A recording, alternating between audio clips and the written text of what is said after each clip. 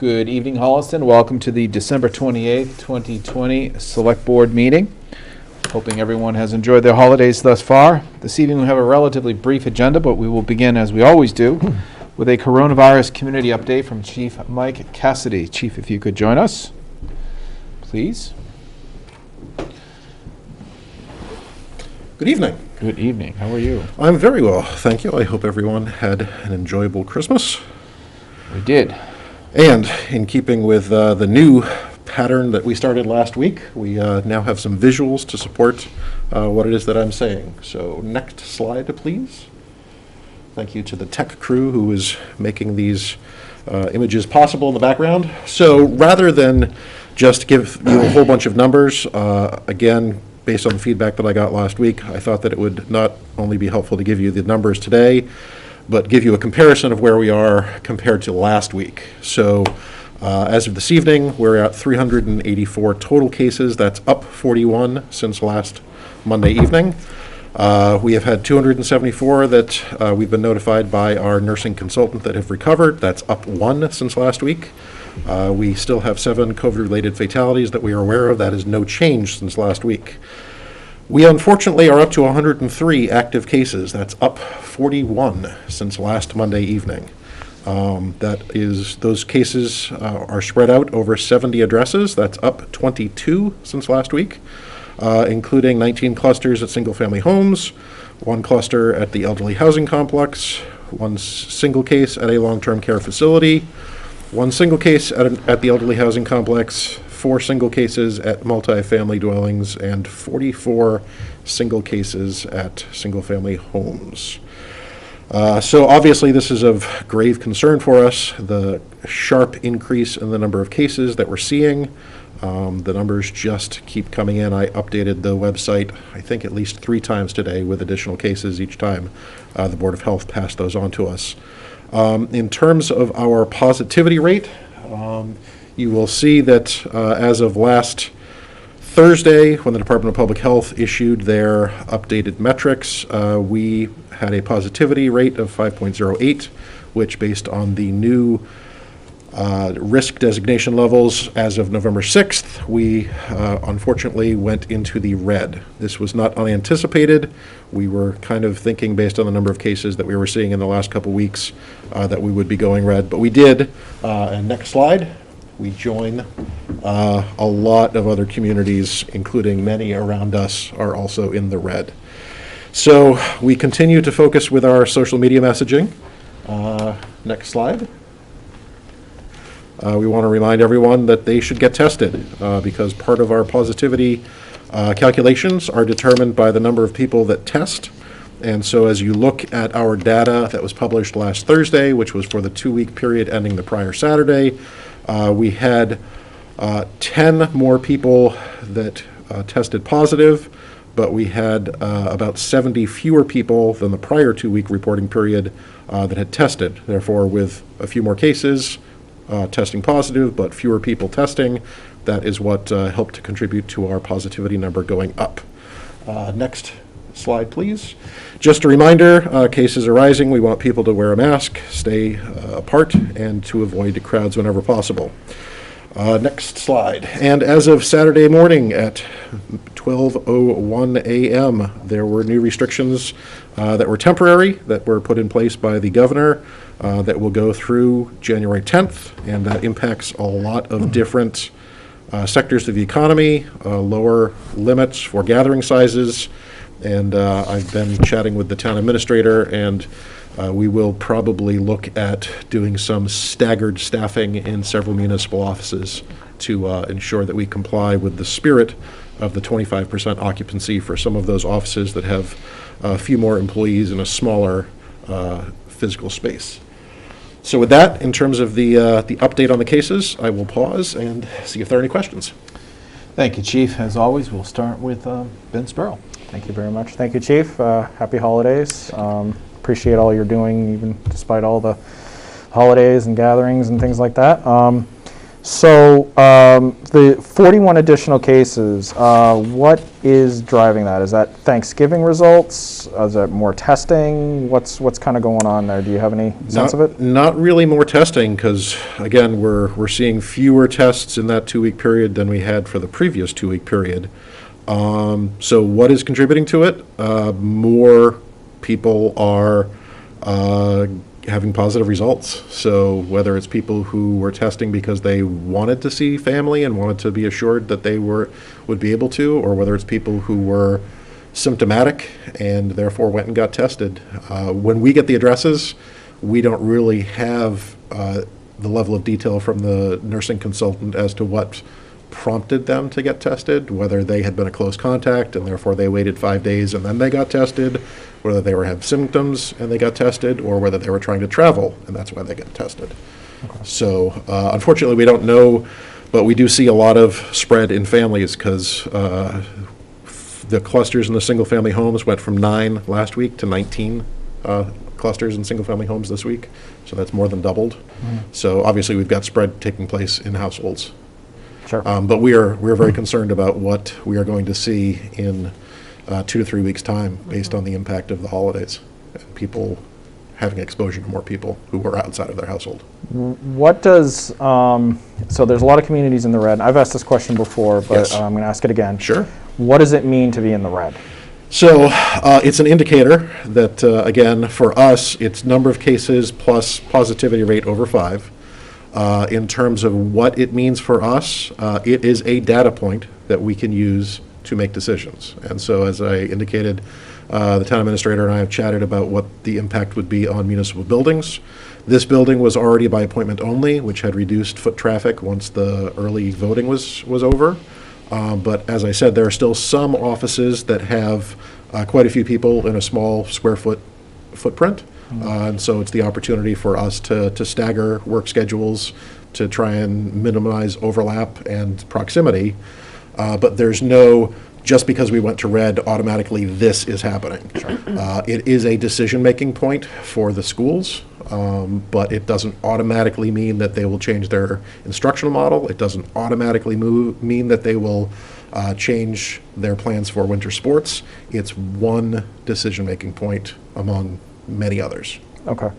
Yeah, what really concerns me is just that it is widespread. It's a community, and as I kind of mentioned a couple of weeks ago, the hard part is that we might make individually rational decisions that can be collectively dangerous and continue to spread. Because if we're all making that choice to say, hey, you know what, everyone around me is doing the right thing and everything's okay, guess what? It's still going to spread, because a lot of people are unaware that there's something going on out there. So we have to make good decisions and try to run the course, and there's still some time to get through, and it's going to be hard, but we need to work together and as a community to make sure that we can stop the spread of this virus. Agreed. So, we're really concerned, and that's why one of the things that we look at and we publish in our weekly summary report that went up on Thursday is the age brackets in which the increases are occurring. Mm-hmm. And so for the reporting period ending last week, we saw a 19% increase in the 40 to 49 age range,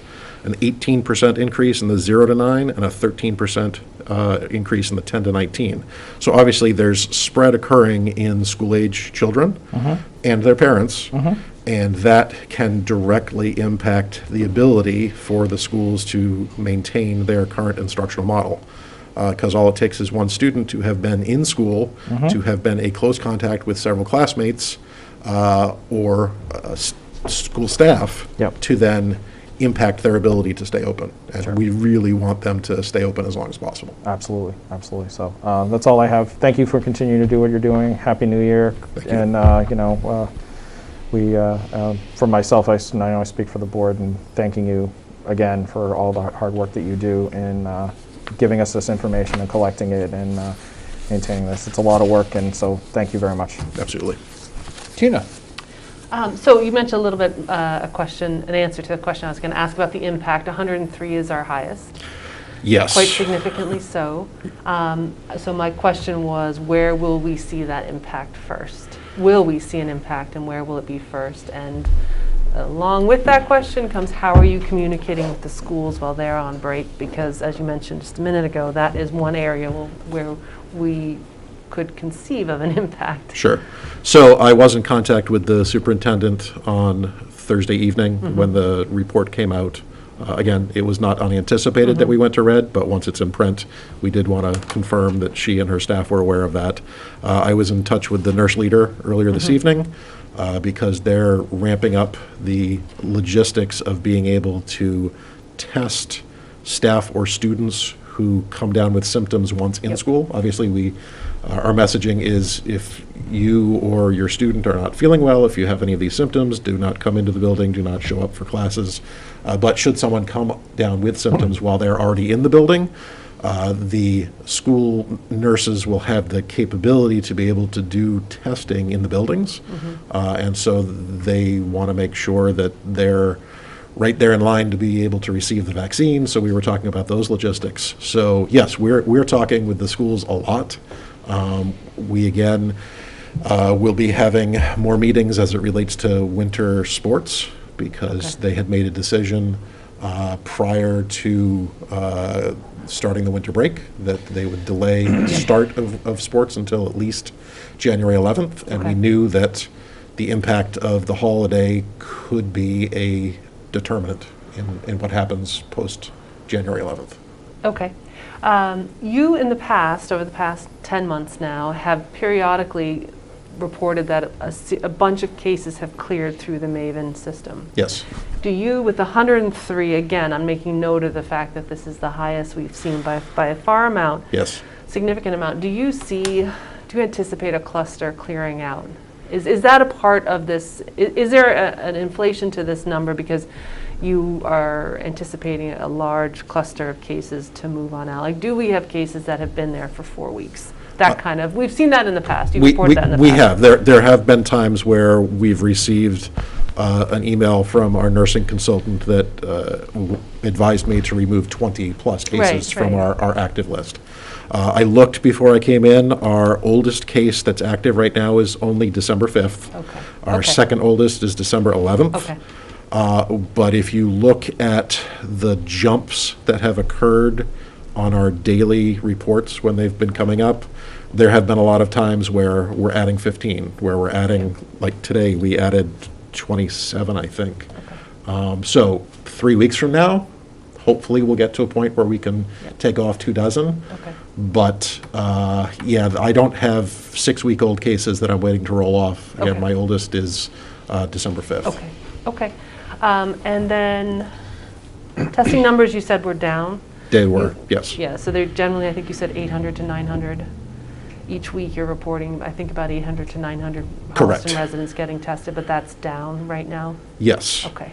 Okay. So go out and get tested. Right, okay, got it. Anyone, please. Last question. I know the threshold is 200 first responders in order to be a part of a vaccination clinic.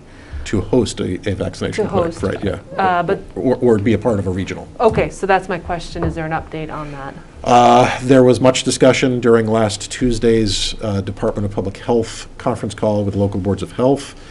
They were still getting basically the communities that were stepping forward to say we're interested in hosting. They were going through all of those results. They were trying to come up with a regional plan that made sense, trying to identify where there would be pockets. And they assured everyone on the call that just because you don't get chosen for this first round doesn't mean that you might not be part of a subsequent wave.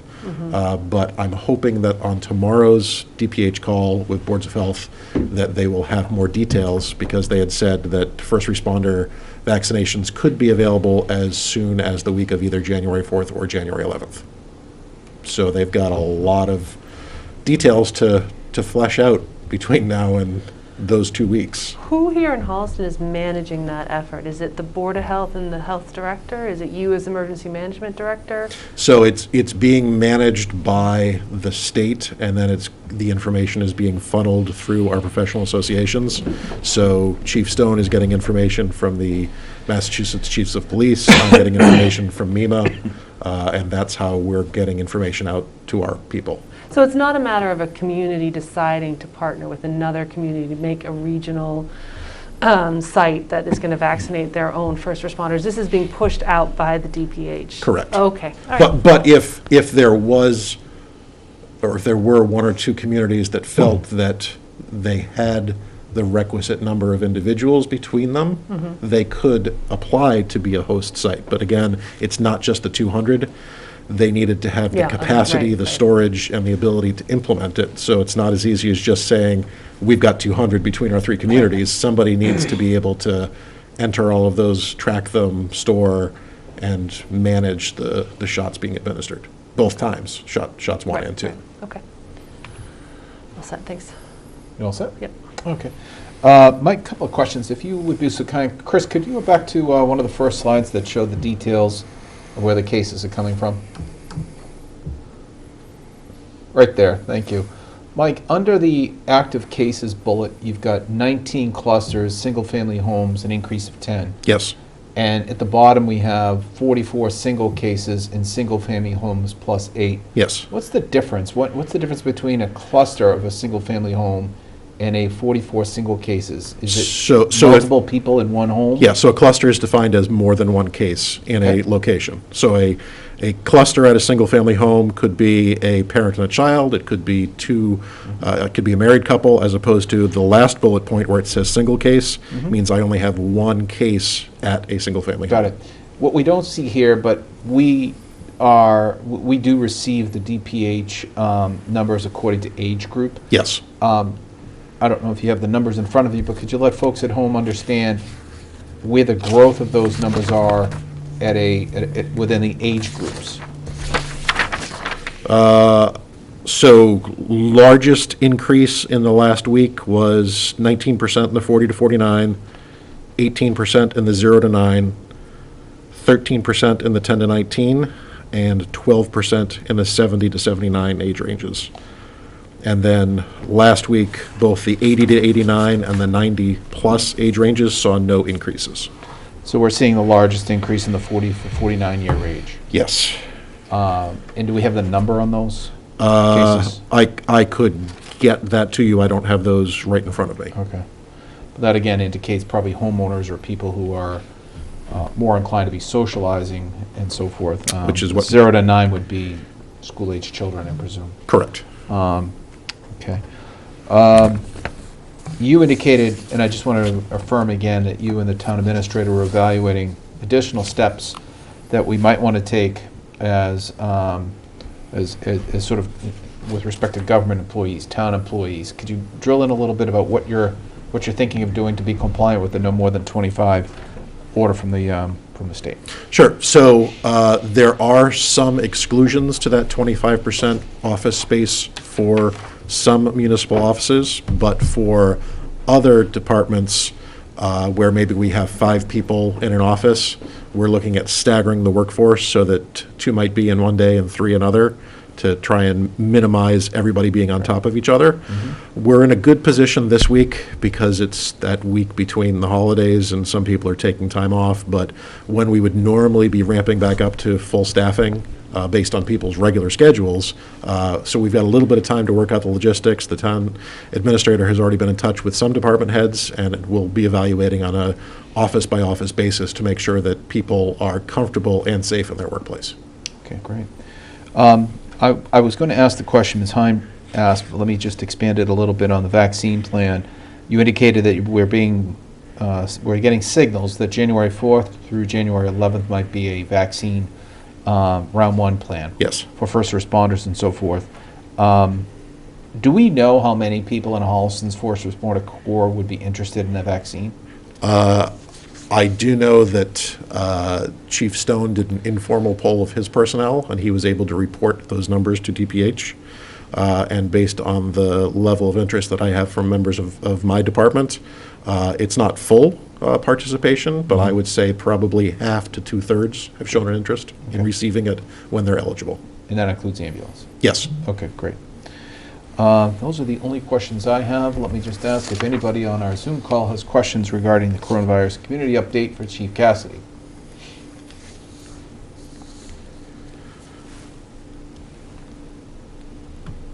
Hearing none, we will move on, Chief, to the CARES Act programmatic update, Oh, please. boy. Okay. So, if we could get my slide deck back up there, please. Fabulous. Okay, so CARES Act programmatic update. Next slide. It has been a bit of a roller coaster for the last 10 days. Meeting with the financial team here at the town hall, town administrator, the accountant, the treasurer tax collector, and working with the school business manager. We really had to pursue preparations for two different scenarios. Scenario one was that the CARES Act would expire on Wednesday of this week. And scenario two was that CARES Act would be extended to December 31st of 2021. And there have been highs, and there have been lows, and there have been biting of fingernails, and there has been throwing things at the TV. But fortunately, the legislation was signed last evening, but part of our preparation for scenario one was ensuring that we would obligate all of the $1.3 million that the board received from A&F back in June to position the town in the best setup going into the second half of this fiscal year. That being said, that exercise will help inform future decisions, but at this point, we have a little bit of a reprieve, and we have a little bit more time to spend very intentionally, but still making sure that we are using the funds that come from the federal government, that come through the state, the best way possible. So I do have four requests for specific amounts, and then a conceptual reauthorization of some things that we had, you had previously voted through the end of the calendar year. So, I have, as I said, four actual dollar amount requests. The first one is actual numbers for November unemployment of 14,816. The solid waste, you had previously voted an amount through a couple months ago, but this would be through the end of November and would take off the revenue that had come in for increased stickers, and that's $7,192.78. There were some stipends for COVID-19 hazard duty that were recommended by the town administrator, consistent with some stipends that were administered to other departments. And then lastly, as we were looking through all of the guidance from Treasury and from A&F, we found that there was a bullet point that will allow us to use CARES funds to cover FMLA and sick leave for employees that was related to COVID outages. So this was either for an employee who needed to be out because they were subject to a quarantine or an isolation order, or because they were caring for a family member who was subject to that sort of a public health guidance. So the treasurer collector did some Herculean work and was able to go back and capture quite a few individuals and their time over the course from March forward. And this is now a figure that she will be tracking moving forward. There's a specific code that she's now set up in payroll to be able to track this, so that she doesn't have to go back and scramble in the future, and has asked all department heads to note that on their timesheets now. So those are my four dollar amount requests for this evening. Mike, just a quick question before we move to questions. The spreadsheet that we received from Travis earlier included what appears to be a fifth item that was pending, submitted but not posted to Munis, 1964.99. Yep. So those are covered in the scope of what was done back when we had the spreadsheet for when we went to A&F back in June. So it's just, they've been submitted through the accountant's office, they just haven't been posted to Munis yet. So it does not require a vote? Does not require a vote, and it really, I was just tracking that because, again, when we were trying to get down to the dollar amount on scenario one, we wanted to make sure we were tracking everything. And as a result of this, these proposed expenditures, we're going to be drawn to a total of 1.261 on the CARES Act obligation. combined obligation, yes. And that excludes FEMA. Correct. Questions? Ben? Couple. So the 1,261.261 million that John was just referring to, that goes against the 1.3 million? Or does that include other pieces like the schools I know got some CARES funds? So that are independent? as we have been tracking funds expended for CARES purposes, there have been a lot of school expenses that have been going against the same org number that we've been tracking. So the best way is to roll them all up together to look at it as a 1.9. But I do have the ability to Got it. pull out what actually goes against our 1.3. No, I'm, that might be a reasonable exercise, but at some point, it's just I was sort of understanding that if the 1.3 million, are we looking at 50,000 left, or is there sort of a different number because it's a little bit blended here, and that's you kind of answered that question. Right. So, I mean, the schools had put in a request when all departments were asked prior to our submission to A&F for the what ended up being the $1.3 million request. They'd asked for some technology, they'd asked for some cleaning and disinfecting, some PPE. So there were some school costs that were assumed in our ask Gotcha. of A&F. Of their 605,000 that came in through CARES dedicated to the schools, they will have spent that all and more. Okay. They also have their $54,000 ESSER funds, which aren't accounted for in our numbers. So they'll definitely need there to be some reconciliation between what the town is helping with out of our allotment and what they... We have a little bit of runway to be able to make those calculations. We do, especially since we just got a 366-day reprieve. Sure. Yeah, and we also want to make sure that their committee would vote because that's the policy that your board had for releasing the municipal CARES funds that you're responsible for, is that independent boards or committees would take a vote and come to you with a specific ask. Okay. Fortunately, we don't need to wrap this all up by Wednesday. Which is good, yes. Yes. And so basically, we're saying that there's about $660,000 that is not yet obligated in what we've got in it. I realize there's school, it's a little bit blended there, so it's not a perfect number Yes. in terms against the 1.3 million. And we have kind of a pretty good plan, like we kind of know what's going on with this. We know what we're doing with it. We have we've kind of figured out. I mean, I assume we did that because we did that exercise going into Wednesday, and we had the second Yes, day. and there were certain expenses which were one-time expenses. Sure. When we modified a building, when we put in barriers, when we tested HVAC equipment, when we changed filters, a lot of those were one-time expenses. Right. When we built up our cache of PPE, that was a one-time expense. We will backfill and replace what we use based on our run rate, but Right. the initial order of, essentially 55-gallon drums worth of hand sanitizer, Right. a lot of that was building up for a certain capacity. Gotcha. Purchasing handheld sanitizing equipment, a one-time purchase. Then Right. we just have the disposables of the liquid or the tablets that go into it. So it's not what we've spent in the last 9 months. We just double that for the next 9 Absolutely. months. No, absolutely. There are a lot of things, but there are other things, and you'll see that on my next ask when we're to reauthorize certain things which the board had said, we'll authorize this through December 30th, because that's Right. when we thought the funds were going to expend. So we're going to reauthorize. Just Got it. to the question, right, so if the scenario had been this was going to be spent down by Wednesday, a lot of the conversations that we're going to now have with the schools moving forward would have been in place by that point. Now, the answer is going to be, we need to know exactly what this stimulus does. What it indicates is that there's not going to be anything specific to the town, but there may be something specific to schools, whether it be by locality or for the Commonwealth to handle.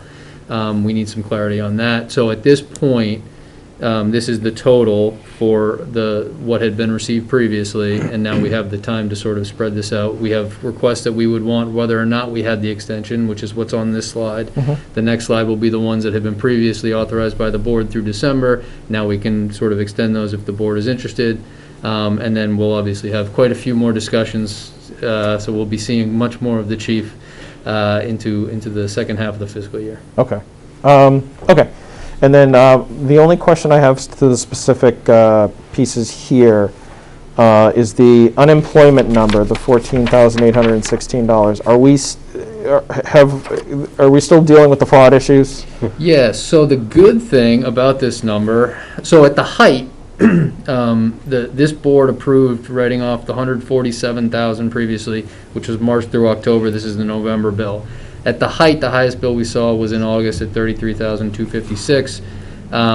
What this bill does reflect, which isn't shown here in this flat number, is the recognition that we are beginning to receive credits back on previous fraudulent things that we've paid for.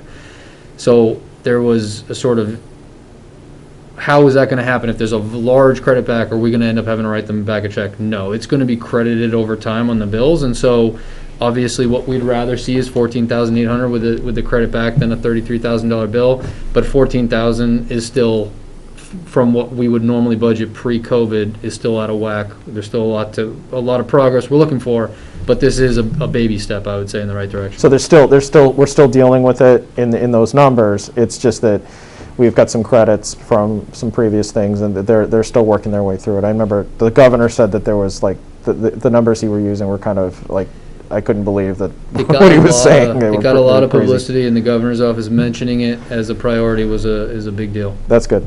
Okay, that's all I have. Again, thank you. I believe he may also have been one that was impacted. Is that right? Yeah. I believe I may have heard that during one press conference. Yeah, I think I got hit twice personally. So I actually believe the stimulus bill that was just reauthorized includes some unemployment fraud programs to attack this issue at the federal level, so more directly. that's great. Yeah, like They recognize it as a I've been hit with it rampant twice. I mean, my wife got hit with it too, and we were talking to the police detective to make sure there's a police report about what's going on. So it's crazy. So anyway, thank you. Absolutely. I'm good. Tina.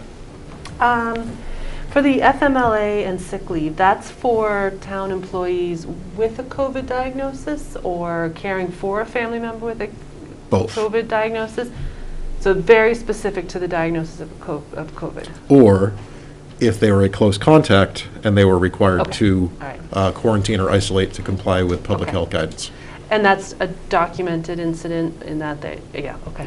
All right. That was my only question on that new request. And to the chief's point, the treasurer collector had to sort of go back and make sure that we were reflecting all of those for the look-back period. Moving forward, anybody who's out for any of these reasons, whether it be we're asking them to for their own safety because of any issues in town hall or just to be careful, if we're asking them to stay out for COVID-related reasons, or if they're staying out as a precaution because of a close contact, we're just going to code all of those going forward. Well, so that actually brings up another question then. If a department manager, a department head, gets a call from an employee who says, hey, look, I think I had an exposure, how does that get run through to be, number one, approved, like, yeah, take the time off, please, but number two, then coded as part of this karazhak request, this So there's- COVID coding? Does it get cleared through you and Travis? Does it get cleared, like, how does that, Right. So because we don't have a robust HR department, there's sort of a combination of consultation with the town administrator and myself with Okay. regards to making sure that all of our operations issues are handled. So first we figured out, was there an exposure, a close contact that happened in a municipal office or workspace, so that we are bringing in facilities to do the fogging and the deep cleaning and all of that. And then we're walking through with the department head, the matrix, which Okay. the most recent one was put up on the website on the 8th of December, which talks about if you're a close contact, this is, it's all spelled out how long you're going to be out. If you are the one that actually got the positive diagnosis, this is how long you're going to be Yep. out. Okay. And so then now moving forward, that's being tracked through a specific code on the timesheets Okay. that are submitted to the treasurer's okay, office. all right. So you were involved in that decision? Yes, yeah, and anytime Okay. that a department head has a question about how long should this person stay out, when can this person be cleared, they're bouncing that off of me. And again, just to piggyback on what the town administrator said, that number of 31,000 does not just include this building. Right. There are other town Yep. departments where we have had employees that have been out. And they will continue this way as well? Yes, moving forward, it'll be much easier to track. now that there's a code and that we know that it's a CARES eligible expense. Okay. So another question I had is that the decision-making that we've had up to date in terms of approving CARES requests that you've brought before us weekly Yes. has been with a short-term timeline. Yes. We had December 30th of 2020, hard and firm in our mind, right up until, as you mentioned, 10 days ago. Or last night. Yeah, right. Moving forward, this has been a question in my mind, is how do we now look at CARES Act requests? Because we've not had a 366-day timeline, period. Right. We didn't get this money until June, and even then it was mid-June. And so we've only really had a 6-month timeline, and now we have a 12-month timeline. As I recall, we prioritized, we considered requests that came before us weekly based on that short 6-month timeline, and we looked to address needs that came before us. And that's how we approach this. With a 12-month timeline, I don't see that changing, but the question in my mind is that we now span 2 fiscal years, and it's a 12-month timeline. So I just kind of am putting it out to the board and to Travis. We continue with our approach of a CARES Act request is taken at the time it's received for consideration of the need at that moment. We're not re-strategizing how we're making decisions with this new 12-month timeline. Yes, with an asterisk. My expectation would be that certain ongoing expenses, which become part of the new normal, I suspect that that will be part of the guidance to department heads when developing their FY22 budget. Okay. That the assumption should be there's no guarantee there will be CARES money available. So if you need to build additional cleaning and sanitizing into your budget, put that in your budget. It's great if there's still CARES available for part of that fiscal year. Okay. But the assumption should be if you're spending $1,400 a month on deep cleaning, then you might want to build that into your budget assumption, especially based on the new philosophy that I heard last week, which was it wasn't a zero-sum based budgeting, it was a level service, and our new level of service includes deep cleaning. So that's a specific example. Okay. Last thing here, you haven't really gone over it in too much detail, so perhaps you'll do this in a minute, but the reauthorization for Q3 of CARES funding does not include, from this short little slide I have here, does not include the crossing guard. Let's just put that out there, that we authorize a crossing guard. That's the next slide. We can go over that as well. and add Okay, it. it's there. All right. That's it then. Thank you. All right, thanks, Tina. Mike, a couple of questions for you. When, politically speaking, when this stimulus package emerged, it was bereft of any additional relief to states specifically. That was an omission, I think, that was deliberate. We've been seeing smoke signals that it may be a standby, we're not done yet model. Any talk on these national calls about a CARES Act that will reach into additional state relief? Can you talk about that? So the last national level call with folks from the White House for their conference call with state, local, and tribal officials was close to 2 weeks ago. So it did not include any sort of a landscape because at that point the Congress still was not playing well in the sandbox. It will be interesting to hear next week's call as to what they're predicting it will look like in the future. President-elect Biden made a comment, and that's where I was going, that this is a down deposit, if I recall correctly, on what's to come under his Correct. administration. That'll be imperative to watch because, to Ms. Hines' point, if my numbers are correct, Mike, between our total CARES Act award, excluding schools, and what we are obligating this evening and to date, we'll be looking at a balance of approximately $56,000 that would be unobligated against our original grant.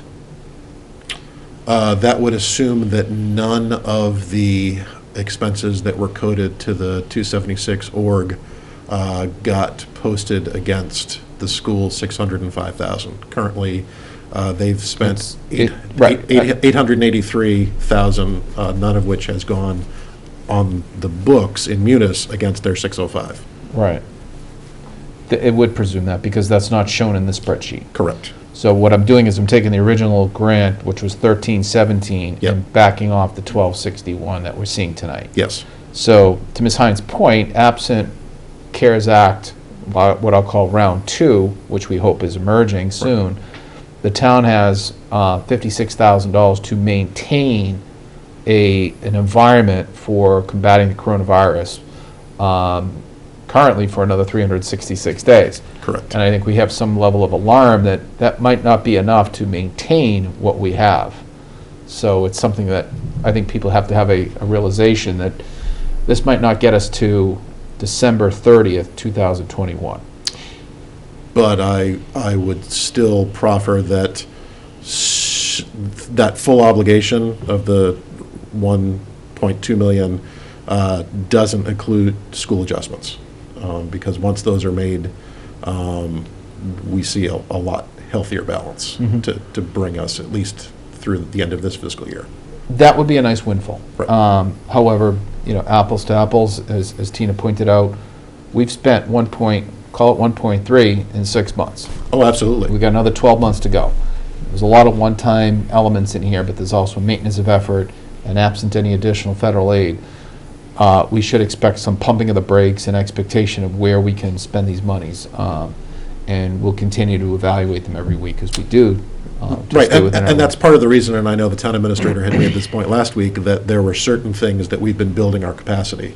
Although, my next ask will be to address the cleaning and sanitizing of public buildings.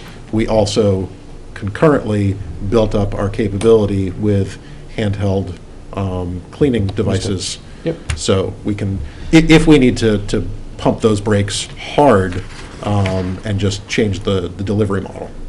Last question. Sure. We are tracking not just the CARES obligations, but also the FEMA obligations. Yes. Is there any such ceiling or expenditure level that we need to be mindful with FEMA? Or do we just continue submitting FEMA eligible costs? There's no ceiling for FEMA until the period of performance for the presidential declaration runs out, at which point the spending capability would be cut off for that funding source. And again, for those listening, what's the distinction between a FEMA eligible obligation and a CARES Act obligation? So under the Stafford Act, there are certain emergency protective actions that are 75% eligible for reimbursement. Largely those have to do with first responder expenses. So cleaning and sanitizing of a police station is a FEMA eligible expense. Cleaning and sanitizing of the senior center is not a FEMA eligible expense. Therefore, when we do a $1,400 cleaning on a monthly basis at the senior center, that's 100% CARES obligated right now, as opposed to if it's at the police station, their expenses, 25% would go towards CARES, 75% would be charged towards FEMA. And according to this, we're at $45,817 to date. Correct. Okay. Any questions from our Zoom call for the chief on the CARES Act programmatic piece? Hearing none. I would ask the town administrator at this point if he would just help us understand the CARES Act request that the chief has put forward on screen in front of us. We have the items that chief offered, but there's a TA recommendation column. Did you want to expand on that, Travis? Sure. So the stipends here are related for obviously the response to COVID-19. Therefore, work outside the normal schedule and or work outside or above the job description. They're one-time, non-recurring, and these are related to telework, public messaging needs, and compliance and reporting associated with the funding of the CARES Act. And I know that we've discussed them previously in executive session, but at the same point, I just wanted to make sure that they were here and voted on, and I could answer any questions. And the only other one that the chief did not mention is the solid waste. This is one coming back to you. We had an approval for a certain amount. We asked a couple questions of the sustainability coordinator, who came back and finished up his memo, which I provided to you, and just has a slight adjustment. But I appreciate his efforts, as I think that was well done as well. So Do you want to vote on this now, or do you want to move on with the next screen? I think we should vote this screen separate from the next screen if we can. All right, I'll entertain a motion to approve the CARES Act request as presented by Chief Cassidy, notably the November unemployment value at $14,816, solid waste through November at $7,192.78, COVID-19 hazard duty stipends at $14,550, and the FMLA and sick leave costs of $31,267.66. So moved. Do I have a I'll second? second that. All those in favor say aye. Aye. That carries. Thanks, Great. Mike. Thank you. Did you have something else I here? do. So, as we've been alluding to, a lot of our spending plans in the previous months have been building up to everything ending on December 30th. With the reauthorization that occurred last evening, with the president signing the legislation, our recommendation would be that we would reauthorize some expenses for the third quarter of this fiscal year. So that would basically be for December 31st through March 31st. And those would be cleaning and sanitizing of public buildings. That was a request of the facilities manager. The temporary IT staffing, which has been absolutely instrumental in moderating the multiple Zoom calls that we have. And then the accelerated telework capacity for youth and family services. This was the dual voicemail and the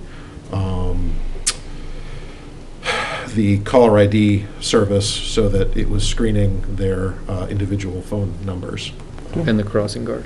And the crossing guard. Do we have was my dollar understanding. values for these? So the cleaning and sanitizing of public buildings right now is about $5,400 a month. The temporary IT staffing, depending on the number of meetings, is ranging between probably $750 and $1,000 a month.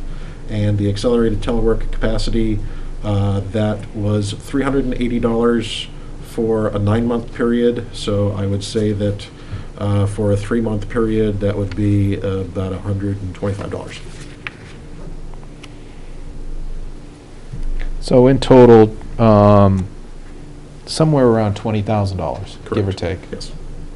And we're adding in here the, So I didn't initially include the crossing guard because the way it had been presented to the board was we would do a pilot that would end at the end of December, and that we would evaluate and determine whether or not it was something that we would want to continue moving forward.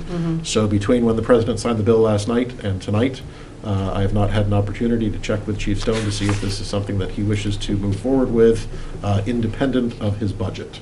so I have an email from Lieutenant George Larini, who took this issue to the chief and reports back that the need for the crossing guard continues to be there at the new crosswalk down in front of the schools. So they are making a request for that, which I will forward this to you. Sure. Okay. Yeah, I mean, I'm welcome to, or happy to advance that to you, knowing that it's coming to you, Okay. by all means. All right, I'll entertain a motion at this point to reauthorize the following CARES Act funding items: cleaning and sanitizing of public buildings, temporary IT staffing, accelerated telework capacity for youth and family services, and the crossing guard for the school department. I'll make that motion. Do I have I a will second? second that, yep. All those in favor say aye. Aye. Aye. That carries. Anything else, Chief? No, just last slide. One more. That's a good one, too. Thank you. I realize that you put a lot of faith in me back in March when you voted a state of emergency, and you doubled down on that trust in June when you asked me to help administer the CARES Act funding. At that point, we thought it was going to be for a 6-month period. Obviously, it's been extended. I appreciate the faith that you have in me, and will continue to do everything I can to live up to that faith and trust. Thank you, Mike. Absolutely. We'll move on to our agenda. Next item. Mr. Sparrow, we have warrants. Yes, we have one warrant. I will make a motion to approve the warrant in the amount of $335,208.40. Of that, $159,653.72 is town payroll. I have a motion. Do I have a second? I'll second that. All those in favor say aye. Aye. Aye. That carries. Thanks. That's it for warrants, right, Ben? Yes. Okay, we'll move on to public comment. Give you a chance to Happy sign New your Year. name. Yeah. My public comment is Happy New Year. And let's continue to be vigilant, and let's beat COVID as quickly as possible. That's all I have to say. Thanks, Ben. Tina? Yeah, I just wanted to say thank you to the Holliston Police Department and the DPW for their efforts to prepare the message boards, and some other planning steps that they're taking in order to educate the public on the January 1st changes that are coming to the town of Holliston in terms of speed reduction on roads that are not currently posted. So January 1 begins the Drive 25 miles an hour in all of Holliston on roads that are not posted, and the message boards are up. Signs will be posted soon, although not for January 1st most likely, but they are coming, and so my sincere thanks go out again to Holliston Police and to our DPW for getting that work done. It's greatly appreciated. Thanks, Tina. I have one item just to note for folks that are tracking this board's progress as we tackle traffic issues in related areas across our town, Lowland Industrial Park, South Street, to name a couple. This past special town meeting passed an article, I believe it was number 15, that would provide for traffic engineering studies, which is a much needed component of our efforts to grapple with data to examine the traffic impacts in affected areas. Mr. Ahern has provided the board with a proposal, request for proposal, which will go out soliciting these services. Travis, I don't know if you have a timeline you could share with folks at home, but they'll be, I'm sure, interested to know what we'll be looking at for a response to this bid. So I have a list of about 9 firms that would do this type of work. So it would be sent directly to them. We post to the website on the procurement page. We would give them a turnaround time of probably 2 to 3 weeks. Okay. At which point we would then evaluate the responses. Generally speaking, for a procurement like that, I would go through the department. As this is sort of a request that came through the select board, I would probably bring those to you for evaluation. We would select one, and then within the contract have a timeline for them to do the work. I can't necessarily tell you an end date of all that because it is going to be, we've sort of, the RFQ will allow for responses that would do an entire package of all the streets that we've discussed previously, depending on pricing. It may do a smaller scope. So until we get those responses back, I won't know the full timeline, but, we'd like to move as quickly as possible. Just a couple of things, if you would be so kind as to alert the webpage that this particular engineering study has been posted, so people tracking the project will understand this is a milestone that we're trying to achieve. And I think, logistically speaking, we're looking at maybe the end of January by the time we are looking at a contractor pursuant to this scope. Would you agree? End of January, early February. Okay. That's great. One of the things that I would just as an asterisk point out, if anyone's examining traffic counts during the COVID time period, I wonder if that's something they'd have to account for, because we all recognize there's far fewer vehicles on the road, commercial and personal vehicles in general, and it's something that I don't want to be reflected in an undercounting while we are in this COVID phase. But nevertheless, I'm sure engineers and people smarter than me can figure that out, but looking forward to that by the end of January or so. Thank you. Any other public comments from folks assembled on the Zoom call this evening? Can I ask a quick question about those studies? Oh, Pending. sure, go ahead, Ben. Nobody's calling you up there. Okay. I assume because... Hold on one second. Karen, 1 second, okay? Thank you. Sorry about that. So I realize this is because it's traffic engineering, but we had talked some about sound studies as well, or there was some language to do some sound studies. Would that be a separate component piece, because it's obviously we'd have to use a different engineering? We'd be looking for different firms. To get somebody who would do both, we'd probably be looking at a smaller scope rather than the number of streets we're looking at. Gotcha. And then you could find a firm who would do both. They would probably farm out, or another word for that. Yes. Use a third party for Subcontract. the traffic count, and then use a third party for the sound, and then the firm would do, so, Yeah. what we're looking for specifically is traffic the counts that traffic have engineering stamps that can go to Mass DOT if it Okay. calls for some of the restrictions that we're looking at. Is it reasonable to think that we will be seeing something about going out for sound studies? Yeah, so I have the quote back on that, which I used. I know of a couple instances. I think at that point, we're going to have to discuss as a board the most appropriate sort of use, best bang for the buck when it comes to sound studies. Gotcha. Relatively speaking, those are things, and the purpose behind it, although there are other instances that may be using it, but from time to time, there are people who go to the building inspector to say this noise is above and beyond the ambient, this is breaking the, either a permit or town bylaws or state laws. And so to be able to enforce that, the point was made that we need to have a sound engineering study in some instances to be able to enforce those things, go to court and be successful in saying that, yes, this was above a certain level. There's also instances where we want to be making sure that the complaints that we're getting about jake breaking and those things, that we're able to sort of prove that the issue is the issue and potentially enforce it there. I don't think we're at that point yet. I think the first step in that article that we put together is the traffic counts. Okay. And so that's the first step. That's fine. And one other comment is, this is a little bit more of a general comment about the warrant. One thing that I'd like to see, and this isn't an immediate thing, this is sort of an ongoing, like, longer term thing, is to be able to see sort of like progress on articles and capital elements and things like that, just to sort of understand like what's going out, what's been spent, what's still pending and things like that, just so we have sort of an understanding. So, if we're trying to figure out if the chief got his fire truck, did he get his fire truck, everything's okay, and we can kind of move on from that, or if there's still stuff pending, and I think it's a good idea to just sort of, I'd like to have a firmer understanding, and, for something like this, what's been spent, what's still out there, what are we still waiting on, and things like that, just so we kind of know if there's stuff hanging from capital or warrant articles. So from the December 5th town meeting, nothing's been spent. I know, but it's just sort of like, I want to put it on the radar. On an going annual forward. basis, the town accountant will go to all the department heads that had the request and essentially say, here is a balance, do Yeah. you still need this balance, justify it, Yeah. or it's getting released back. But that is something that, needs to be done for our bookkeeping. For an informational purposes, we can do that at any point. Yeah, that you- it'd that just you be want good, to. even if it's at the end of the year, whenever, just to sort of have some sort of a recap of like where we stand with warrant articles and capital Absolutely. projects. Awesome, thank you. All right, I'm all set, thank you. Thank you. Tina? Nope, I'm good. Okay, Karen, I see you tried to make a remark. If you'd like to join us, what's on your mind? Hi, good evening. I hope that you are well.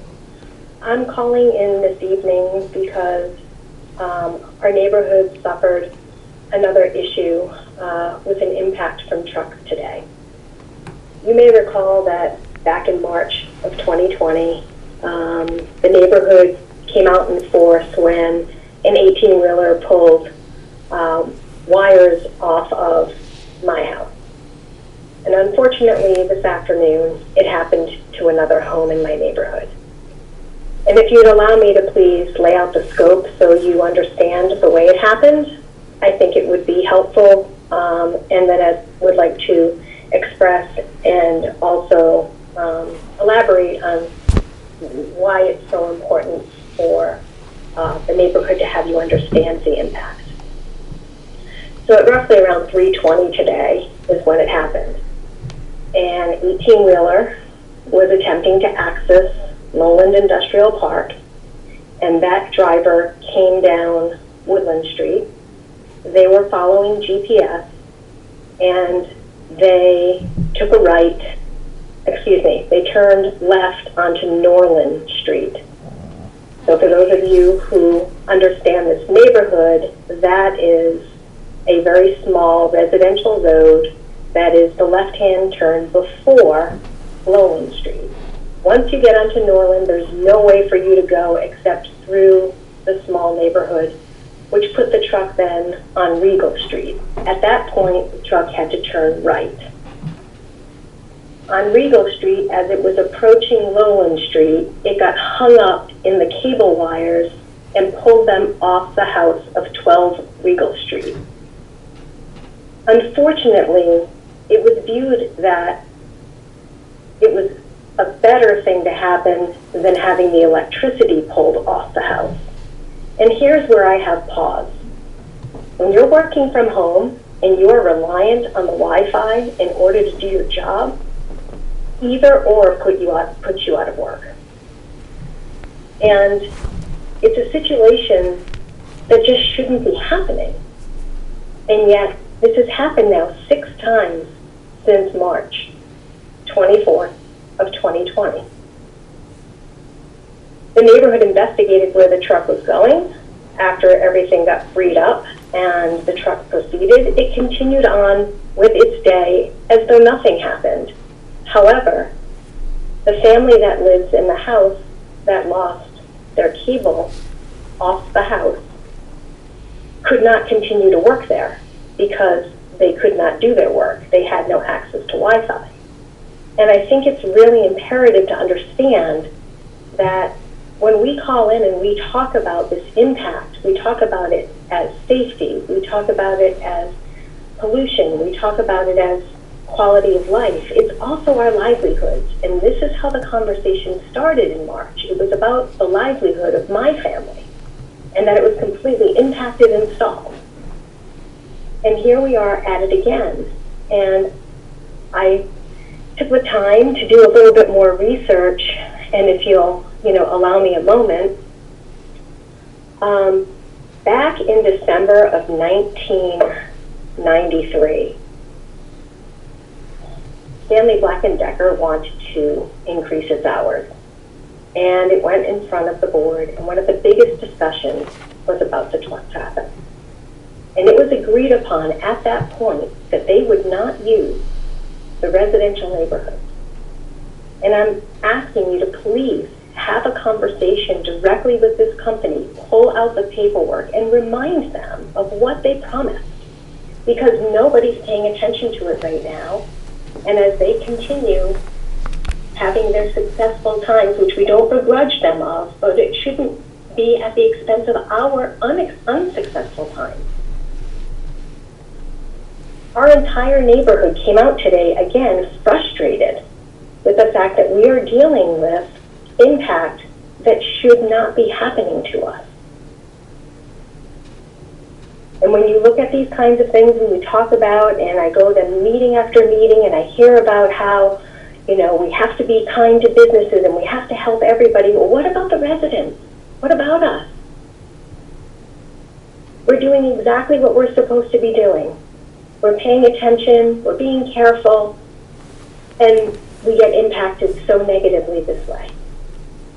So I thought it was really important for you to hear from me that, again, here we sit with another problem, and yet I'm willing to bet that business knows nothing about it. And I wanted to make sure that you do know something about it, because my neighbors packed up and left so they could continue to work, and that should not have to happen. I thank you for your time. Thank you, Karen. Any questions for Karen, Ben? I think she laid it all out. I just think it's unfortunate. And yeah. Okay. Tina? Yeah, I mean, I'm struck by the fact, Karen's point, that we are asked to work from home, we are asked to stay at home, and these impacts are even more profound. They're profound regardless, but they're more profound when you are in the middle of a pandemic and you are following, executive orders, you are following your employer's requests or demands or orders of you to work from home, and the impact is just felt all the greater. If we're going to say that this is unfair, I'm going to absolutely agree with Karen on the impact that this has. It's completely unfair. If I could just add one more thing. In March, we were told that, again, it was a shrug off, I felt, that the wires were low. Well, this has happened, as I stated, 6 times. And 6 times we have asked when Verizon has come out. And Verizon has told us that the height of the wires are regulated. They cannot put the wires any higher than they are. Their wires cannot supersede the electrical wires. And we all know that makes tons of sense. However, to shrug it off as saying the wires are low is an inaccurate statement. Verizon is following the regulation. So why this is happening, I think we have to look at other issues. Are these trucks too tall for where they're going? I just think there are other ways that this should be considered, and we need your help. We need your help. Karen, may I presume that Holliston Police was involved with today's incident? Yes, Holliston Police was called. And were they contacted in the prior incidences as well? To your knowledge, to the best of your knowledge. They should have at least 3 on record, yes. All right, thank you. Travis, what I would recommend is that we have Chief Stone look at the, today's matter, in addition to the prior matters, and find out if there is any kind of commercial vehicle issue coming in contact with these kind of telecommunication wires. It does seem to be irregular and wrong that these kind of vehicles are coming in contact with the wires so frequently. Is it a motor vehicle, is a commercial motor vehicle issue? Should they not be traveling in that area because of this? This might be more of a specialty question for a community or somebody who is more familiar with that part of the code, but Sure. I'd like to lean on him to see if he could do some research for us to find out how do we avoid this happening in the future, until and if we get any kind of exclusions on that roadway.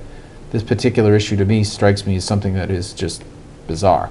Yeah. I mean, So I've spoken with Chief Stone, waiting for whether or not there was a citation or just the police report. Yep. And I'll follow up also on the other incidences. I am aware, I think as Ms. Langton just said, this 6 times is news to me, but I know that there has been at least 2 other incidences in 2020. So putting all of those together and then sort of addressing that, I've also been in contact, obviously, with the new building inspector, Mark Kafferline, and Karen Sherman. So I'll start with the police chief as you recommended, and then I'll report back. yeah, I mean, damage is being done here. There's damage to a utility line, a telecommunication line. I don't know, and I'm not going to put Karen on the spot, but I would presume there might be some damage to households that has to be fixed. Who's at fault? And that's where I'd start. Joan, would you be all right, could we bring this up under other business in terms of Karen identifying a particular company in the industrial park? I think at And this how to- point, let's let the police chief kind of look at this through the lens of both law enforcement and research, rather than Okay. trying to drag out the name of a company. I'm not going to keep anybody from doing that, but I don't know that that serves us at this point. We have to do a little bit more of a root cause analysis to find out why this keeps happening, and if it is in fact 1 trucking or 2 trucking companies or 3 trucking companies that are not handling things the right way, then we'll take immediate action on it. But let's find out exactly what's going on from a law enforcement, motor vehicle, commercial vehicle perspective before we go down that road. I guess then I would just add the 1992 reference to a special permit, I believe, with the company at the time. How does that bear relevance to the situation today? Yeah, and that's what, with Karen and Mark, I think that will be the most pressing issue. Thank you. Any other comments? Karen, did you hear us on that one? There's some homework to do here, and we will follow up. Yeah. I hear you, and I think that sounds like a nice beginning, and I thank you for doing that. Okay. Check back with us. Thank you. Any other public comments this evening? Seeing none, we will move on to comments from the public, town administrator. All right, I'll go and, let me just figure this. So we had the stipend committee in front of us. I've since, they took the feedback that some survey information may be necessary. I believe that they're going to reach out to the boards and committees in town based on their internal discussions. Additionally, they asked if I could, they put together a survey and sent it to me, asked if I could circulate it among town administrators. I just asked them if they would be okay with the respondents from the town clerks in the area as well, as I feel like that would probably get us better responses if we opened it up to those two. So I will follow up on their behalf, and then I think at this point, you know, for the next time that we meet, we may want to think about including an extension of the charge. The original charge asked for a recommendation by January 4th. I sent to that group to say, is a later date make more sense, maybe January 29th, or maybe February 12th, being cognizant of the fact that their recommendation may play into the FY22 budget. I think that those, you know, would give them more time to come to a conclusion or make a recommendation, while also getting that information in front of everybody in that time span. So we can continue to discuss that, but in the meantime, I will do my best to help them get that survey out and get the responses in for their own information. So I just wanted to update you on that. I believe Ms. Hine already mentioned the Drive 25. The signboard out front here and down by Hopping Brook has been updated to indicate the Drive 25 campaign. It's been put out on social media by HPD. and it was also in the mailing of tax bills to all residents. So, mailing, social media, and electronic signs. The signs on posts will be received next Wednesday, at which point they will be put up at 12 locations that were determined by the police chief. And then when it comes to enforcement, I think one of the other things for people to understand is that there's going to be an education period, right? So it's not going to be immediately people will start seeing tickets. There will be, as police, if they're stopping people for going over that limit, there will be an education period where, is it a warning versus citation type thing, to allow that to take hold in the community as well. But all of these efforts, if there's anything else that comes to mind, please just let me know. The RFQ that was mentioned by the chair earlier, I sent that around. If everybody's comfortable, that'll be going out. It sounds from the earlier comment like that's the case, and I'll report back on that. Lastly, I just wanted to get into the conversation that we had last week on snow and ice. I was asked to sort of debrief on the storm, on the largest storm of the year so far. So I'll just get into some details here. It should take me a couple minutes, and then I can take any questions. So the storm in question was the December 16th to 17th storm. We received 14.5 inches of snow. Over that period of time, just under 91 tons of salt and just under 5 tons of salt sand mix were deployed, cost of about $6,000, if anybody's interested specifically in the numbers. The highway personnel was called in at 9 p.m. on Wednesday, December 16th for pre-treatment. Private contractors and extra drivers were called in at 10:30 p.m. The majority of the snow, which included whiteout conditions, occurred by 7 a.m. of the next day, Thursday, December 17th. Another approximately half inch did fall on that day by the early afternoon. The private contractors wrapped up by 2:30 p.m. on the 17th, at which time 4 trucks were sent out to treat the A streets again. If people are unfamiliar with that, we have A streets, B streets, and C streets by definition in our manual for snow removal. And I can get into that if anybody's interested. The highway personnel stayed on to clean sidewalks and parking areas at that time. That is the process that, once the streets are cleared and treated, then our staff moves on to sidewalks and parking areas. There were some issues brought up in terms of some questions about whether or not the response was the best that could have been done. I would just point to a couple areas I just want to highlight for this group's edification and sort of why I see improvement in the future. We've had a few staffing issues I think this group is aware of. We've had at least 4 vacancies in the highway staff, and we're currently hiring, and we have brought on some. What we did prior to this storm was bring on 2 individuals through contracts to sort of try them out, give them a test run. Not necessarily what we would always do, but I think it ended up well. One of them performed very well, and we've signed them on. I've given him an offer letter. Another one, we felt like would not be the best for the organization and will not be kept on. So we're continuing to hire. Another offer letter I went out, I know, for somebody who's going to start on the 4th. So we're continuing to post for these available positions. And then also on the staffing side, as all communities, not just ours, we have to be cognizant of COVID-19, sending anybody home if we have any concerns, or if there's anybody who has close contact at home or anything like that. So that's impacted us as it has with other communities. Additionally, we've had an injury and some other issues. So I think at this point, I'm very optimistic where we are with our hiring. We still do have an open one out there, but we've brought in some people we feel are good. To that point, I would say there was another question that came up last week about training. I would say that we are putting priority on hiring people with the licensure required to operate this machinery. The CDL licensure is what we've focused on, although there is other licensure out there. Our new guys will come in and see the routes, then go out on the routes, then work up to heavier machinery like the sanders. So as I said, we put the premium on hiring those with the licensure for the training purposes, whereas there are towns, and I think this has happened in the past, where we are able to hire people without that licensure and then make it necessary that they obtain it within, let's say, a 6-month period. We've focused on hiring those that already have it. So between those two things, just outside of our own staffing, is obviously the private contractors. And again, I would point out that this is not something Holliston specific. We're always a little bit it's always going to be a little bit of an issue of us requiring and being reliant on the private contractors to show up, and there are instances where they don't.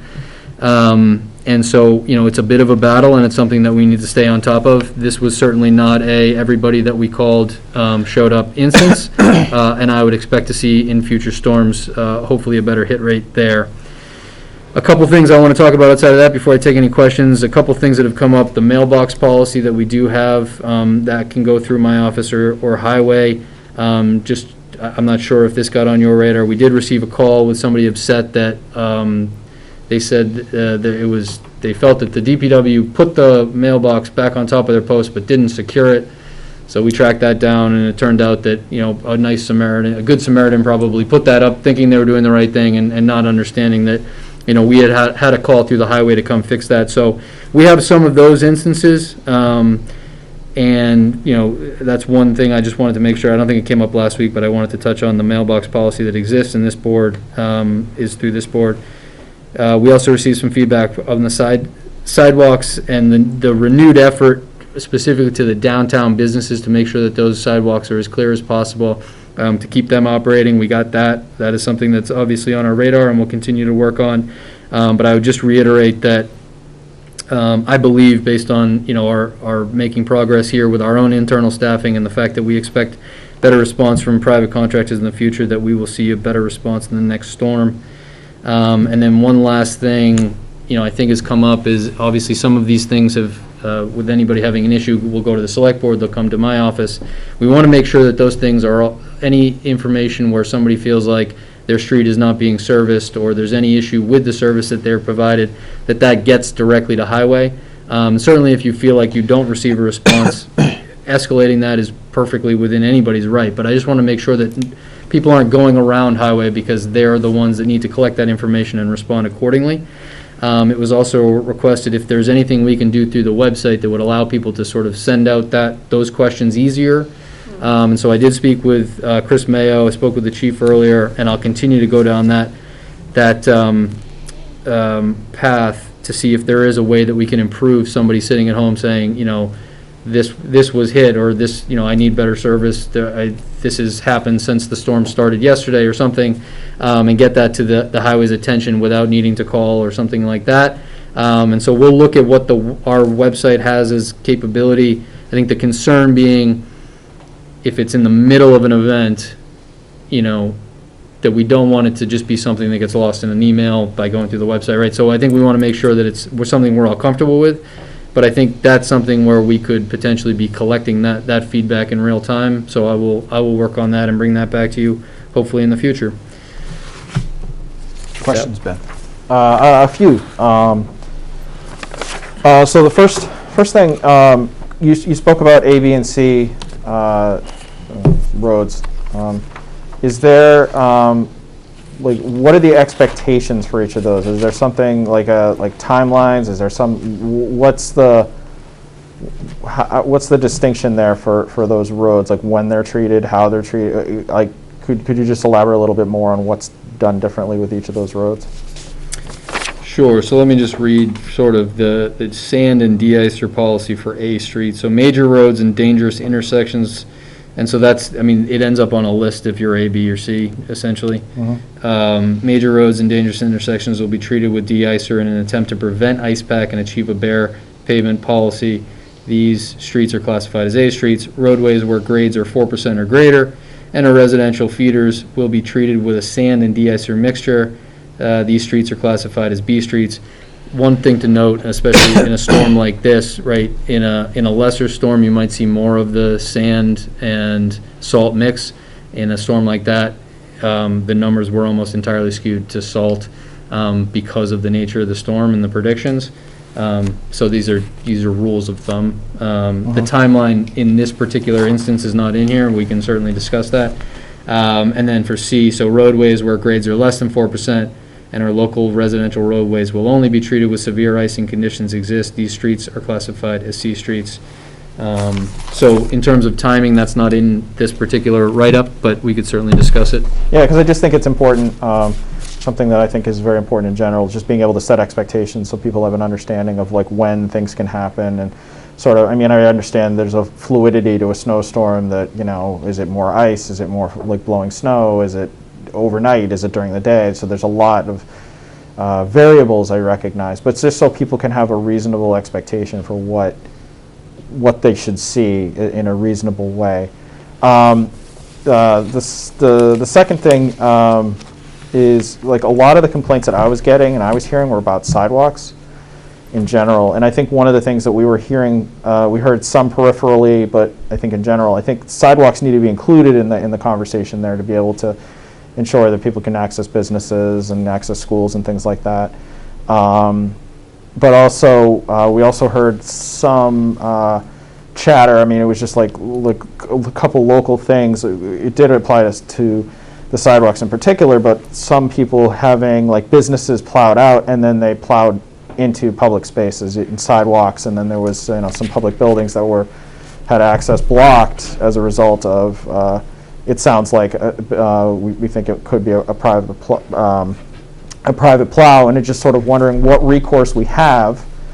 Whether it's a slap on the wrist, it's a letter, a sternly worded letter, I don't know, but being able to at least sort of, hey, this is on our radar, please, make sure we're being responsible, and we recognize there's a lot of snow and you got to find places to put it, but don't put it on public lands, especially if our DPW is working hard to make some of those places accessible, and then they're doing it again. It's a waste of resources for the community, and it's silly when somebody's doing that. They need to have a better plan with that. So I just think we need to make sure that what can we do, what should we do, and we need to do. I'd like to see us doing something at least when we know what's going on in those cases. So I think when we have these rules, I think we do need to include sidewalks in those conversations. We need to make sure that kids can get to school. We need to make sure that No, and that's absolutely in the. Yeah, and I'm sure it is, but I want to we have to make sure we have a plan there. My last question, two more things. One's a question, one's a comment. And do you have any recommendations on what we can do differently, or do you think it's just some of the factors were the size of the storm, or some people weren't living up to or not showing up with the case of private contractors? Do you have any recommendations on what we can do differently? So I think reviewing this and talking with Sean and Tom is, I think what we need right now is to get up our staffing level up so we can sort of have everybody working internally the best we possibly can. And if we're not seeing significant improvement, I think we can revisit that. I think otherwise, the approaching anything to do with how we approach snow removal entirely is probably a conversation to happen after this winter. But that's all, I say that predicated on the idea that once we are improving our staffing level and we're comfortable with what we have internally, that we will see that improvement. So yeah, okay. I think to be determined on, I would say. Okay. And then the last thing, just to comment, as we're looking towards feedback for the highway department through the website, I think it's important that we use this as an opportunity to sort of collect data. And I realize it's not going to be, random. We're not getting a nice, it's not a survey. It's not a political survey or something like that where you're looking at a random source of people. But I think it's important that we could start to see patterns. Like, we want to make sure that we know like what communities are complaining. We might see that there are certain areas of town that are complaining more than others, and also the nature of some of those complaints. Are they street sidewalks accessibility, or is it they plowed my street and then just left it there to ice over? So I think it's important that we use that as an opportunity to collect data points, so that way we can better either deploy resources towards particular areas, or maybe they just need an additional plow afterwards or something like that. So I think that could be a great opportunity for us to really see, hey, you know what, if we fix this one particular area, we might hit a Pareto of 80% of the problem. So that's all I have. Thanks, Ben. Tina. Yeah, so I guess, my question is it your assessment, Travis, that operation management manual for snowstorms is adequate, it's current, it's updated? Is that your assessment, or are you not offering an assessment of the operation and management of a snowstorm? You're offering a staffing concern that should be addressed. So I'm a little bit unsure whether or not you've had the opportunity, a week, probably not, but to review that manual on how they handle snowstorms to a level where you can say, I've assessed this manual, I find it to be current, I find it to be updated, and I find it to be adequate. I don't think I hear you saying that as much as I hear you saying that with some staffing changes, we will see improvements. I'm saying the latter. Have I benchmarked this against every community in our area? No. Okay. Is it pretty standard for what I've seen in other communities? Yes. Okay. Is there room to discuss it and go forward with it and see if there's anything to improve or change? Yeah, I think we can certainly do that, and we can do that before the end of this year, certainly. At the same point, what we discussed last week was specific to that major snowstorm that we had of 14.5 inches. What sort of happened, if anything, that ties into the feedback that the board had received. And so, as I'm sitting here looking at it and having discussed it with DPW, is I think the improvement that we're going to see, one, is going to be coming off of the first major storm of the year, and two, being, there is a need for us to be staffing up that department, which we were aware of and are trying to do as swiftly as we can. And the more people that we hire and get trained on our routes, we're going to see that. I think when it comes to sidewalks specifically, we are going to be using our staff for the most part in a lot of those major areas. And so being at full staff and having staff that has time to sort of learn those routes, and we have sidewalk routes in here as well, is going to improve the feedback that you received that led to the conversation last week. Okay. I mean, my takeaway, my takeaway would be that it is worth a review of the manual. Certainly. And that there are likely changes. The type of feedback that I was getting from residents spoke to something a little bit different than a one-off storm that didn't feel right. So I would be looking for an eventual review, because I think, and that's also wholly appropriate to periodically review operations and management manuals. So that would be what I would be looking for. I really like the idea of giving residents a specific place to go to provide feedback. And your comment about an email is not great, because in the middle of a snowstorm, who's reading emails? I will tell you that the form for submitting a petition through the TAC works really well. Chris May, our IT director, set it up quite nicely that as a member of the TAC committee, I get those Google alerts. So I think I think there's an answer out there. I think there's a solution out there to have something on the website that's more immediate than an email that somebody's writing out and someone's reading later. So I like that approach. I think that's definitely something that residents would be looking for, is the ability to say, hey, look, I don't think it should go through the select board. I think it should go directly to the highway department. And I think to Mr. Sparrow's point from earlier too, I think a lot of this would be my concern as well, is if somebody's emailing the select board or somebody's putting it on Facebook, right, and thinking that that's going to impact, right, the immediate, it's just not going to. I agree. And so my only concern with approaching something online is that we make sure that it gets to the people in the event, right? So if it's something that is looking back and saying this was not handled well yesterday, that at any point could be in an email, certainly, right? But if it's something that's real time, we just want to make sure that it's not getting lost, right? Yeah. Because at some point what's happening is if it's in the middle of a storm and it's going through the fire department dispatch, right, then the fire department dispatch has the ability to hop on the radio and make sure that information is getting to somebody who can fix the issue right away. Or if it's going through highway, because we have staffing at the highway who's taking the call and putting it on the radio.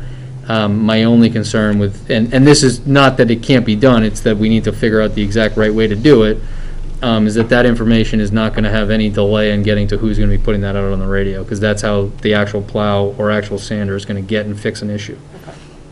Well, I mean, I think the issue is about responsiveness in regards to this most recent December storm, and I think you've addressed that. I think you're saying with staffing there will be better responsiveness for a future storm, and I think you're saying that there will be a way by which residents can get a response to their concerns that's more immediate than going through Facebook or going through the select board. So I'm satisfied.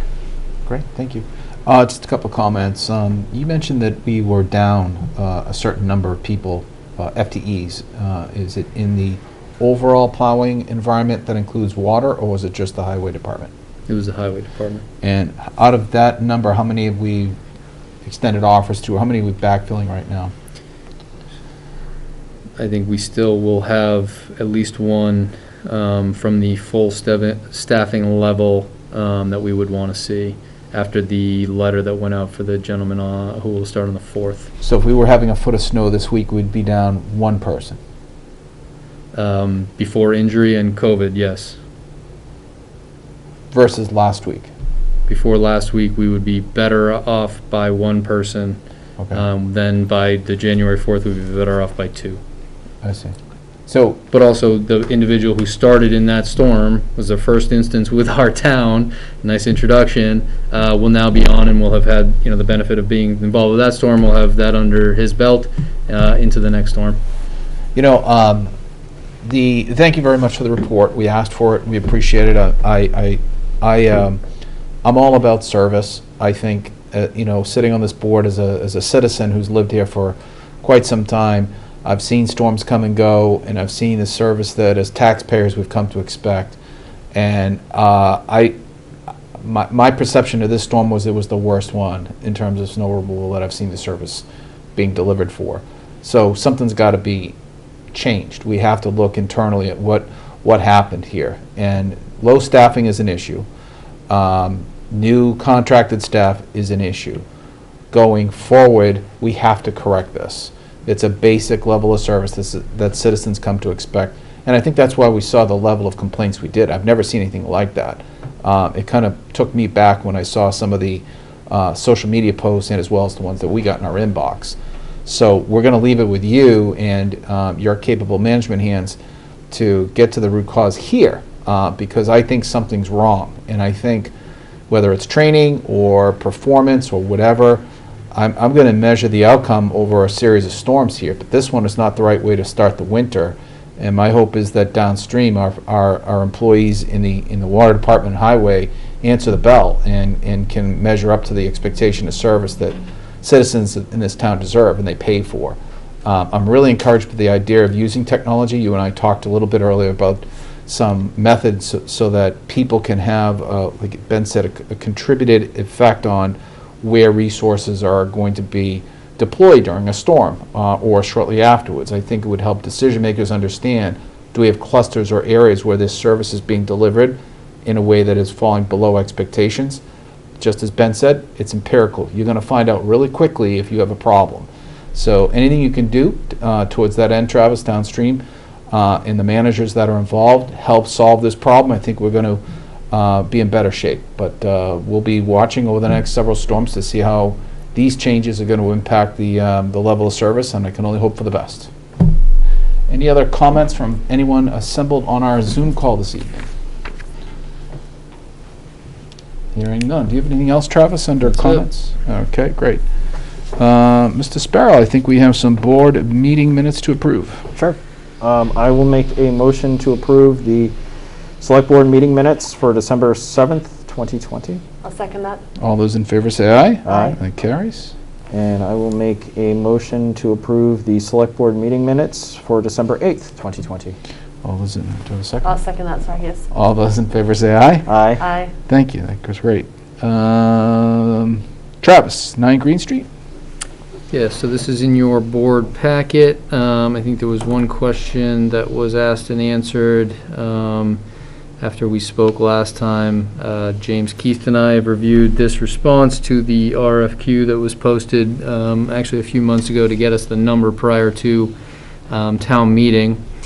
And PAR is a group that we've worked with as a town before, has a good reputation, and their response to the request for quotes hits on the items that we have highlighted that we need for 9 Green Street, and I'm excited to move ahead. If the board would vote this agreement, I would have the chair sign and get them on board as soon as possible. So The value of that contract? The value of the contract is actually in 2 parts, so let me just pull it up here. Hold on one second. The total voted at town meeting was 54,900, I want to say. it's page 25. Yep. Oh, of my full packet here. Let me just pull it up, the individual page. Okay. is, so 54,900 was the total amount authorized by town meeting. This is included in it as base services in the lump sum, which is the conceptual site design, the demo plan, which is something that we need to move along here with the site, and then a detailed design engineer comes to 37,400. There are additional allowances and time and expenses for landscape architectural services and retaining wall design. Those would be, if it is decided that that is going to, the end result of that site is everybody agrees on, we can certainly use PAR to address what would be needed there to keep it a flat level surface, which would be a retaining wall and potentially landscape architecture. So that was all included in the quote, but it is broken down into two levels, the base level and then the allowances. Last question, I should have given you the opportunity first to ask questions, I'm sorry. Last question is, what's their time frame for delivering this product? So I do not have the final with the allowances. I'm looking at the contract here. Theoretically, it's before June 30th, right? Theoretically, yes, June 30th would be a long one, but that is not a timeline that we're on. This is its own warrant article, which does not sunset as of June 30th. And so at this point, the engagement, so there's in here agreements related to sort of 60 days. There's going to be some back and forth included in our request for quotes, and their proposal is that any regulatory component may lead PAR to be sitting in front of the planning board, for example, zoning. So all of those things could sort of impact the timeline. Can I just jump in on that for a minute too? DEP is going to be a part of it. They're going to contact DEP, so to the extent that DEP gets back to them quickly or not quickly will also affect their timeline, and that's not something anyone has any control over. Yeah, no, so I don't have a date in here in which the deliverable on the full design of the project will be complete, because again, with the allowances, we will be driving some aspects of it. If the town decides to go in a direction that is not, we want this to be necessarily a public parking lot, for example, that will dictate sort of the end result of this contract. And just to be clear, this is a plan on what we're going to do. This is not actually doing Correct. any physical This changes is not to the demolition. structure. There is a demo plan involved. As Ms. Hine mentioned, it's going to need to coordinate with DEP, which we're also engaged in Yes. now that we own the property. And so, you know, this includes the demo plan. It will get us to this level of service, and then we'll have to make a decision on the allowances if we're going to move forward. As I understand it, and forgive me because I'm not as directly involved in this project as some other people might be, but the DEP was kind of pushing us to move ahead on this, right? They were kind of like saying, you know, let's get going on this. Do they have particular timelines that they're looking at and dates that they're looking for certain actions? Yeah, I'd have to pull it up. We have a memo dated December 1st from DEP on what they'd like to see, which includes some work that the LSP is going to be doing for them. And so we've been in contact we've received contact from DEP on this as recently as December 1st. If I may, I think the thing to remember is that there are two parallel processes going on. One is with PAR in terms of design and demolition planning. The other is with Lord Associates, who is the licensed site provider professional provider, the LSP for the 9 Green Street property. So those two things move in parallel. They will come together to communicate when you're talking about the demolition plan, because DEP will want to be involved. But to your question about timelines with DEP, that's driven by the LSP, Lord Associates. Got it. Not tied explicitly directly to this plan. But in terms of timeline, I would just ask Travis, with task number 2 under base services, demolition plan, that's something that's envisioned to go before town meeting, potentially in May. So if we have that plan in place, we may be going to town meeting to request funding for the actual demolition of the building. That's perhaps one thing that's a more immediate out of this. I don't want to put words in anybody's mouth. Yeah, you That's how know, I interpret it. that's a good flag, but if I could just make the statement, Travis, I think we need to put some guardrails of time around this. I understand there's a lot of exigencies. There are outside interests and certainly boards and commissions that get in the way of this, but if they can give us an idea of, notwithstanding all those things, we would reasonably expect to have a deliverable by X, including the item like Tina just mentioned that might surface as something that's important. If you could kindly get to them to offer some kind of a timeline for the deliverables, we'll keep an eye on it. And if things are slipping because of items that are within our control, maybe we can influence that. But I think any contract should have some kind of an expectation of deliverable in terms of time, and it'd be good to get that from them. All right? One other question that I did get from an individual, I'm not sure, resident or otherwise, asked, based on our previous comment, or discussion on 9 Green Street, was before 9 Green Street could be demolished, doesn't it need to go through the demolition delay process as required by the demolition delay bylaw? And my response to that individual with Scott Moles and James Keystone copy was that, in short, I don't believe that 9 Green Street would fit into the categories of the bylaw, which I can get into in a second. But at this point, the town is simply engaging the firm to develop the demolition plan. Right? No demolition work has actually been planned. So the bylaw reads, is adopted to protect and preserve buildings and structures within Holliston which reflect or constitute distinctive features of the architectural, cultural, economic, political, or social history of the town. The intent of the bylaw is not to permanently prevent demolition, but rather to provide an opportunity to develop preservation solutions for properties threatened with demolition. Again, as I spoke with Mr. Moles and Mr. Keast, I don't believe that 9 Green Street will fall into those categories at the same point by the time, and I don't think, honestly, that a demolition delay can cause you 30 days at some point in the process, but I don't think it would stop us necessarily if we had the plan, as we were talking about, from PAR before the May town meeting to receive, put an article together to receive funds. But that was a question I just wanted you to be aware of. I got related to our discussion last week on it. You need a vote on this, correct? Ideally. I'd like to take, entertain a motion to award PAR, or is it PAR-A? PAR Associates the contract for the 9 Green Street site reuse plan, building demo and site reuse plan. I'll make that motion. Subject to the delivery of timelines associated with the said services. And I'll make that motion too.